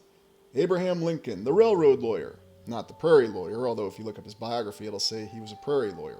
What's the difference? Well, I guess one sounds just a little bit more benign than the other. I'll leave that for you to decide. But in Council Bluffs to this day, just down from the precipice and not too far from the Ruth Ann Dodge Memorial, that dark angel, you have this very impressive monument. And what exactly does it represent? Was this just a unique monument to commemorate the visit of Abraham Lincoln to Council Bluffs? And it should be noted that this monument seems to have been established much later. Again, so the official history says, and if we just go by the plaques being absolutely correct, it does indicate that it was established later. But was it really? It's a very, very interesting little monument. A little bit of an obelisk with some natural stone, and then it's capped at the top by a sphere. How very interesting. And even looking at the city of Council Bluffs, it's a bit of an analogy, if you will, or similar to the accounts that we have of Dubuque, Iowa. Only now we're on the Missouri River, not the Mississippi River. But of course, Council Bluffs has its own share of legitimate and unique old world architecture. The Carnegie Library and the courthouse, and even the original land surveys of Council Bluffs, which oddly enough almost seem to predate the very construction of the city. Now, once again, I don't know, I don't have definitive evidence. It's just interesting to me that we have these very well defined city surveys that occurred. Now, yes, maybe they got out there and they really had a good plan in mind for how they were going to grid out the city. And it should be noted that this Central Park is still more or less in the same location. But something else I find very intriguing about this grid pattern, or this mapping out or dividing of the land, is that they already divided land actually on the bluffs. How interesting. They were very confident in these bluffs that were just supposed to be temporary deposits of silt. And yet we have other maps and other sketches that indicate that somebody had a very good idea for how they wanted to lay out the city of Council Bluffs. Just one of those unique little details that we tend to overlook is all the complexities, all the different competing requirements that would have been around in what they called the platting or planning of a city. And again, I go back to this photograph because it's very interesting to me. The archive says that this is Council Bluffs, Iowa. This looks nothing like Iowa. And yet there are other images that do corroborate what we see in this image. Now, what do you think? Is this a legitimate image, or is this just merely something that's mislabeled in the archive? There's also the legacy that endures with Council Bluffs, Iowa. A city that started off as Canesville. It was settled initially by Mormons, and then of course followed on by people such as Grenville Dodge. Also interesting that after Grenville Dodge's attempt to settle in Nebraska failed as a result of Native American raids, he decided to relocate to Council Bluffs and just decided to become a banker, a land surveyor. In between times in service as a general during the Civil War, he also established a apparently very effective intelligence network and even utilized African Americans as effective agents or a force of reconnaissance, because the official history tells us that for some unknown reason, the Southern forces or the Confederate Army didn't bother to actually check African Americans when they traveled through their lines. How very peculiar. And you can look up the official history behind that statement because apparently they didn't attract a lot of attention. It's very, very strange. Just as strange as these early images of Council Bluffs. And here we can even see this moon tower. Yes, we haven't really talked about these moon towers on the channel before. These impressive towers that beamed out light that were like the Eye of Sauron. That's apparently how they lit cities in the 1800s before the implementation of the light bulb from the great Thomas Edison, so the official history says. And Council Bluffs, much like many other cities being in a river valley, has a history of being flooded. Who would have ever thought that was a situation? You can actually see the bluffs in the distance here, and yet, oddly enough, compared to what we see in current images and video and walking there yourself, the bluffs in Council Bluffs are completely devoid of vegetation. It reminds me just of the bluffs that we looked at in Dubuque on the other side of Iowa. How very interesting. What happened to all the trees? And if you go there to this day, you'll find that there are trees that seem that they've been there for a very long time. Now, yes, I know we can cut down the trees and count the rings, and it should be incontrovertible evidence. But is it? There's always this time when we look at these images of these colleges, these municipal buildings, and these very incredible and elaborate structures, all built during the mid-1800s, when the city was just getting off the ground, when apparently anybody who was a settler and a land surveyor could relocate to the city and just arbitrarily decide to become a banker. Well, if you have that ability, then why couldn't you build structures like this? Many of these structures which still endure to this day, at least the ones that were not removed during urban renewal or the attempts of new development in Council Bluffs. And why do we have this conflicting history with what the actual terminus point is of Council Bluffs and Omaha for the Transcontinental Railroad? You'd think it's a pretty big deal. Of course, again, the official history says Council Bluffs was the location Lincoln selected, but Omaha was really the main transition point. And that's why the Union Pacific was headquartered in Omaha. It all makes perfect sense. It's all very well documented. Ah, yes, more of these interesting devices in this particular shop. And yet other signs that indicate that well after the Civil War, there was a big sign of militarism in the northern United States. How fascinating. And going back to that earlier question about how African Americans were able to pass through the picket lines of Confederate forces during the Civil War, we also have this explanation that the reason there were military academies in the South is because they feared an uprising. And yet there's just as much evidence to support there was just as much militarism in the northern states. And what was the explanation for that? And everywhere you look, whether it's any sort of school or town or even a university, we can find lots of evidence of individuals in military uniforms. And we have the old courthouse in Council Bluffs, Iowa. And what happened to this particular structure? Lost over time when we look at the details of this particular image, and we see this elaborate construction. And yes, I can tell you with a total straight face that no one's going to build a structure like this in Council Bluffs or really anywhere. They're just not inclined. It's not efficient, and it doesn't really make a lot of sense. But when you look at the different images that we have, some being drawings, some being photographs, others being postcards, it does portray this image that Council Bluffs once had incredible structures, with a lot of detailing that went into it and a lot of difficulty with the construction. And they were certainly not wood shacks that we'd expect. Even this particular series of stores in this one building in downtown Council Bluffs is very impressive. Elaborate constructions of brick and something that seems like it would endure anything. It's just a restaurant. You don't even need to name it. Blank book manufacturers, job printing. How interesting. And as I said earlier, many of these structures still endure in Council Bluffs. But what's really the story that's being told to us here? Do we really understand the Transcontinental Railroad story as it's relayed to us, or are we actually seeing indicators that it's possible that all of what we're looking at was already present? that the reason that these bluffs were completely devoid of life is because that's exactly the condition that they were found in. In other words, all this incredible infrastructure that we see, these buildings, even the very Transcontinental Railroad itself and the bridges, were all there. They were just simply in a state of disrepair, and they had to be repaired. They had to be salvaged and brought back into service. Was that really the legacy of Grenville Dodge? It's also interesting to note that many historians indicate that Grenville Dodge was even more impactful on the history of the United States after the Civil War than individuals such as Grant, Sherman, and Sheridan. And even looking at other images of Council Bluffs we can find in this 1950s graduation photo from Abraham Lincoln High School. Yes, another high school named either Abraham Lincoln High School or Central High School, where we see the impressive construction and a very lovely cartouche right here above the doorway. And what exactly happened to this high school with its elaborate block construction? Well, no doubt it was torn down and it's been replaced by a more modern and current high school in Council Bluffs, which I'm not going to show you because it's an image you're all too familiar with, and there's many, many thousands of buildings everywhere that look exactly like it. But that was not always the case. And then, of course, the houses.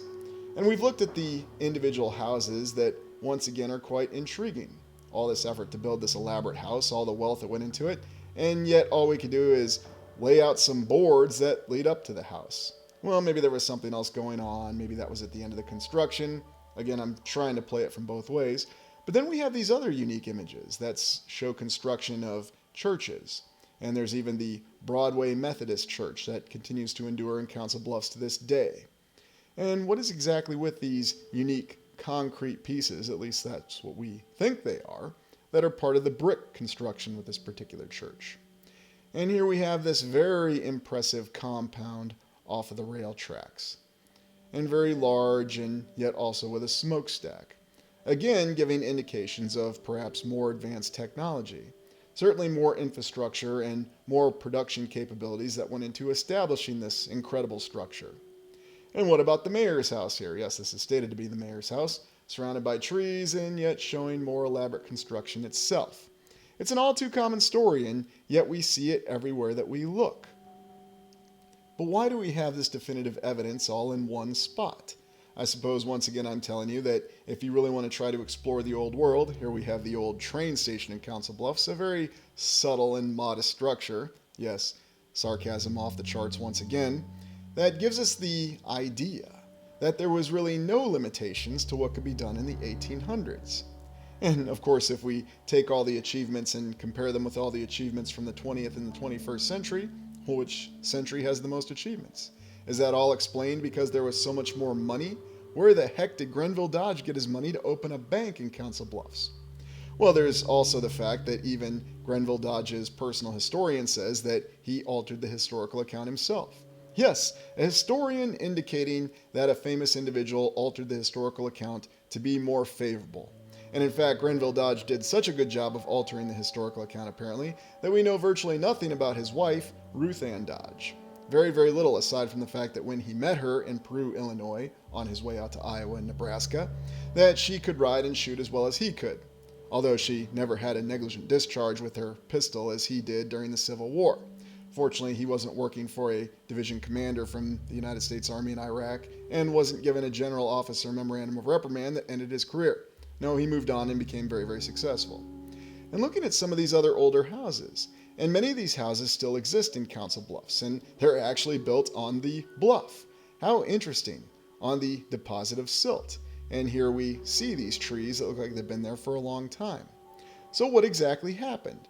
Why do we have these conflicting accounts where we see these images that are stated to be in the same geographical location, yet we have discrepancies? Discrepancies with the structures, discrepancies with the infrastructure available, and even discrepancies with the foliage.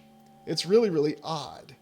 Now, it could be possible that yes, in the later 1800s, they decided to do a tree planting program and brought in all these trees rapidly in a very short amount of time. But oftentimes what you'll find is there's a very unique indicator with the limited chronological documenting of the photos. Now again, I wasn't there, and none of the historians that studied this were there either. We don't exactly know. which photo came first or what predated what. Yes, you can take the official archives at face value and they may be correct. And once again, I'm not suggesting that there's any sort of intentional conspiracy. There never needs to be. People may simply just not have known what was actually happening. And there's all kinds of strange legends and odd events associated with Council Bluffs that endure to this day. It may be the reason why the area tends to be overlooked and most eyes are on Omaha. And of course, we know who's in Omaha to this day, who's recently retired, and why from official history it has the eyes all on it and not on Council Bluffs. But yet here we have this very modest high school built on these odd terraces. And what's the point of this very large door behind it? Why aren't we building high schools like this now? For that matter, why aren't we building courthouses like this now? Well, there's just simply no need. We don't have artisans and craftsmen. We don't have all the people that care so much about these things like they apparently did in the 1800s. They weren't worried about anything else, fighting a civil war, having to deal with hostile Native Americans, which I also found interesting because the Dakota War, which was an uprising of Native Americans in western Minnesota, occurred during the Civil War. Ah, yes, this interesting moon tower. And what exactly was this? Was this again some remaining technology from the old world that was a superior form of lighting? I mean, imagine Mr. Burns in The Simpsons going with this instead of his sunblocker device. Think of it, Smithers. We could always be generating light and always increasing the power outtake and the signature in the city. What exactly was this moon tower, though? What did it really represent? And here we're looking at this one in Austin, Texas, because these did really exist. But apparently the one in Council Bluffs malfunctioned. There were all sorts of issues with it. And they even brought in an expert from nearby or faraway Omaha, depending on which historical account you consult, to evaluate it. And they found that these devices were not properly functioning. So therefore they had to be replaced. It was an embarrassment. Again, conflicting accounts. The people of the town loved them. They didn't like them. They didn't work. Not exactly sure what to make of them. What exactly is this that we're looking at right now? Is this a photograph? Is this a sketch? It's supposed to be Council Bluffs, and it shows the moon tower. Although you may recall when we looked at the official historical photograph of the band from Oskaloosa, Iowa, playing in Council Bluffs, Iowa, we could clearly see this tower in the background. So again, I'm not really sure what to make of it. Here we have this very interesting image that shows one of these incredible spires, and this is something else that's been lost over time. For whatever reason, these spires were either unsafe or for whatever reason were not desirable to continue with these historical buildings. And of course, we always have the overlap in terms of which historical buildings we decide to preserve. For example, why wasn't this incredible and beautiful building preserved over time? What was it? Is it a post office? Is it a federal building of some sort? What was its original intention? If it was supposed to be a post office or a federal building, then why does it look more like a post office or federal building? And keep in mind the other big question that I have about Council Bluffs. If this was designated as the eastern terminus of the Transcontinental Railroad, then why is it Council Bluffs didn't become the incredible large city? Why was it Omaha on the other side of the river? It just doesn't seem to make any sense, especially when we really try to deconflict all these historical accounts that we have of these Native American raids that were occurring just west of Omaha. It apparently necessitated the establishment of Fort Omaha, which served a variety of purposes, not just during the Plains Indian Wars, but even beyond the Spanish-American War, World War I, and even World War II. It was used to inter Italian prisoners of war, so the official history says. But why is it that we always have these impressive courthouses? Why do we have these elaborate constructions that just seem to be completely unnecessary?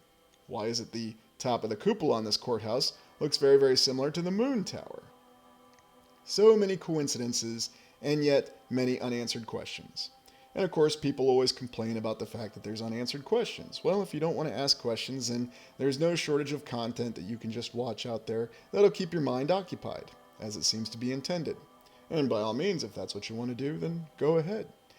But what I always find interesting is we can always tell who's curious. We can always determine who really wants to keep looking for answers, even if there's not easy answers provided. In Council Bluffs, there also remains this squirrel cage jail. This very, very odd apparatus and contraption that seems to be particular to the Midwest. And this is the structure of the squirrel cage jail, or the Pottawatomie County Jail in Council Bluffs, Iowa. Quite an elaborate building just to have a jail in it, wouldn't you say? It doesn't exactly look like you'd expect any jail to be. And yet, if you actually go inside and take a look at this jail, which you can for the low price of $10 today, you can get an idea of how these squirrel cage jails actually operated. Now, apparently this one ceased to operate in terms of its revolving capacity in the early 1960s, and this jail was closed down in the late 1960s. Again, coincidentally corresponding to that time of urban renewal. But what an elaborate structure. Again, showing these strange concrete adornments, if that's indeed what they are, or if there's some other material. Again, I don't know.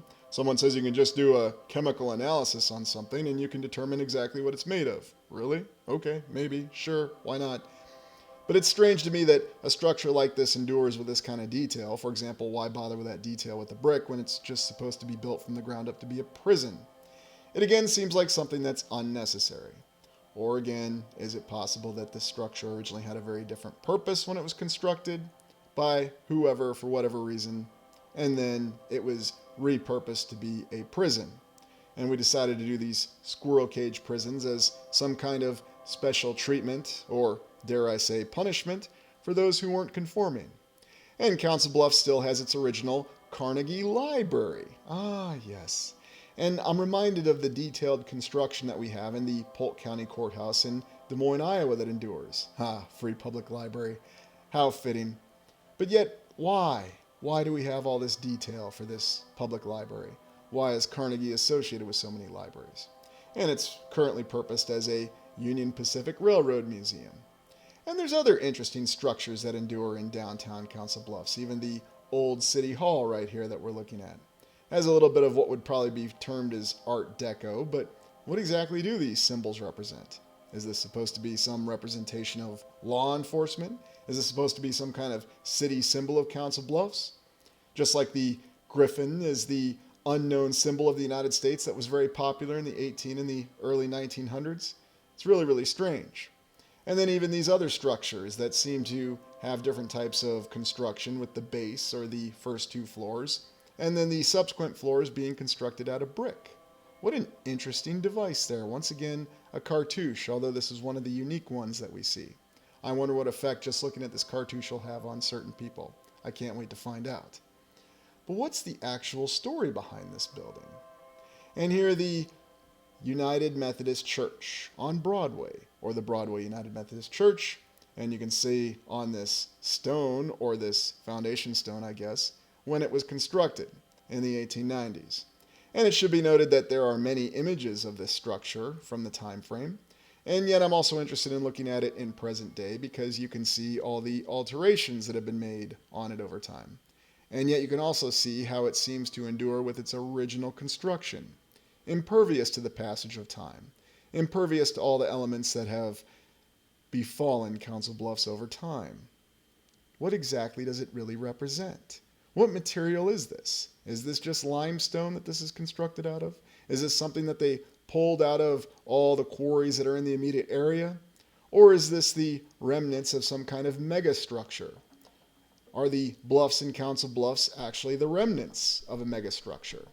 Why is it with every one of these cities, anywhere and everywhere, there always seems to be some sort of nearby bluff that provides these construction materials, such as Grandad Bluff in La Crosse in Wisconsin, off the Mississippi? There always seems to be no shortage of these construction materials, and yet they seem to endure. So if everything's about making money and showing proper capitalism, then wouldn't it be cheaper just to build one building that lasts not for decades but for hundreds of years, as opposed to constantly building new and more temporary structures that last maybe 10 to 20 years? Well, that's a question I leave to you. It's just one of those questions we constantly encounter when we look at these impressive structures. And going out to Fairmount Park in Council Bluffs, again on one of the other bluffs, and here you can see the age with one of these trees and also the extensive root system with any existing tree. And why am I highlighting this? It's intriguing to me that these bluffs are just supposed to be made out of silt or the loess material that was brought in by the wind. And that's what built up these bluffs in Iowa, these incredible loess hills in a land that's not necessarily known for hills. Although again, Iowa's always full of surprises. And even to this very day, you can walk along these bluffs and you can see all the trees, or the Loess Hills, or whatever we're calling them today, and try to get an idea for what happened in the past. Now, it seems as though someone understood that whatever these bluffs were really constructed out of, they were very, very stable. They would endure for many years. And you can walk incessantly for hours if you're so inclined and try to get an idea for how this all happened. And pay particular attention for how much vegetation there is on this particular bluff to this very day. And compare and contrast it with the earlier images that we looked at that showed the area being completely devoid of trees. Now again, it's been a very long time. It has been over 100 years. I do concede the fact that they could have established trees, and yet when you go to different areas, you'll find that there are trees that are clearly very old. And of course, you'll look at the photographs, and it seems that many of the trees have always been there, except for the photographs that show the area completely devoid of trees. It's just another one of those little inconsistencies that we see, and I like to pay close attention to, because it seems to be telling us that things are not exactly as we understand it. And when you reach the overlook point here in the park, you of course can see Omaha in the distance, the city that was focused on, and currently the economic vibrancy in the area. Now, I'm not suggesting that there's anything wrong with Council Bluffs. You can certainly visit it and come to your own conclusions, and if you live there, it's certainly a nice enough town. It is part of Iowa. But it's just interesting to me that Council Bluffs did not become the main center city of the area. And even looking at the cemetery here, very, very interesting. And even the naming convention of this, fair in both the park and the cemetery. And it's in this cemetery that we have the memorial to Grenville Dodge's wife, Ruth Ann Dodge, that we don't really know much about, aside from the fact that he married her in Peru, Illinois, and she was good at riding and shooting. The cemetery is also very interesting in and of itself as well. And even looking at the Dark Angel of the Transcontinental Railroad, another one of these statues that appears very lifelike. It's very disturbing and has many legends and myths. It's even stated to this day that if you touch this angel, you will die in a very short amount of time.